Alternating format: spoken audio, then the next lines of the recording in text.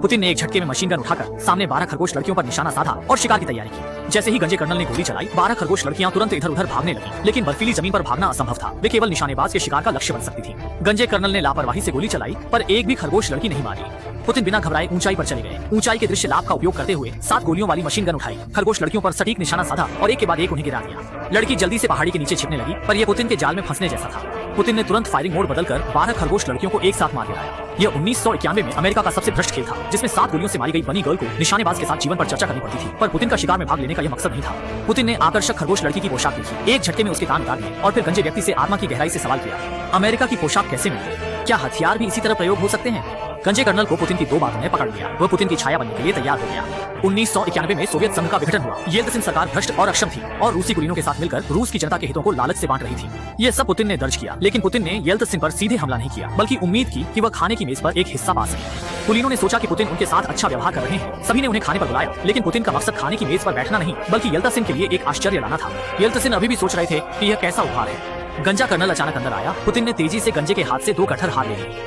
Soviet संघ के अंत में आर्थिक संरचना गंभीर रूप से असंतुलित थी, जिससे टॉयलेट पेपर भी एक विलासिता बन गया था। पुतिन ने तुरंत 2 गट्ठर टॉयलेट पेपर येल्त्सिन की गर्दन में डाल दिए और फिर येल्त्सिन के हार के लिए ताली बजाई। खाने की मेज पर बैठे कुलीनों ने तुरंत ताली बजाई। केवल येल्त्सिन को पता था कि पुतिन का क्या मतलब था। चुपचाप सत्ता सौंप दो, मैं तुम्हारी सफाई कर दूंगा। लेकिन येल्त्सिन चुपचाप सत्ता सौंपना नहीं चाहते थे। उन्होंने पुतिन के सामने अपनी शक्ति दिखाना जारी रखा। गंजे कर्नल के सामने भी जमकर खाया, रूसी जनता के हितों को लूटते रहे और पुतिन के गुट की अंतिम सीमा को चुनौती दी। लेकिन गंजा कर्नल पुतिन की तरह सभ्य और शांत नहीं था।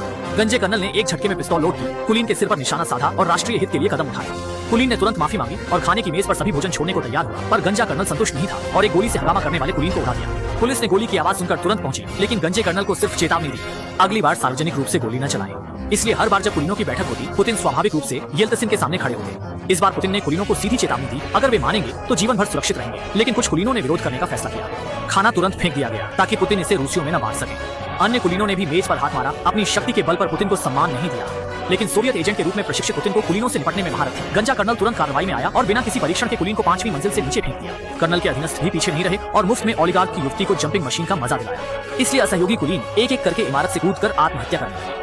येल्त्सिन और कुलीन समूह ने आत्महत्या की खबर देखकर डर गए कि कहीं वे भी किसी दिन ऐसे न मरे और तुरंत सहयोग करने की घोषणा कर दी। इसलिए 2000 में पुतिन ने अपना पहला राष्ट्रपति कार्यकाल शुरू किया। लेकिन रूस इस समय चेचन युद्ध में फंसा हुआ था। आंतरिक और बाहरी समस्याएं राष्ट्रीय सुरक्षा को गंभीर खतरे में डाल रही थी। 2002 में चेचन विद्रोहियों ने मॉस्को थिएटर में घुसपैठ की, जिससे दुनिया को चौंकाने वाला बंधक संकट उत्पन्न हुआ।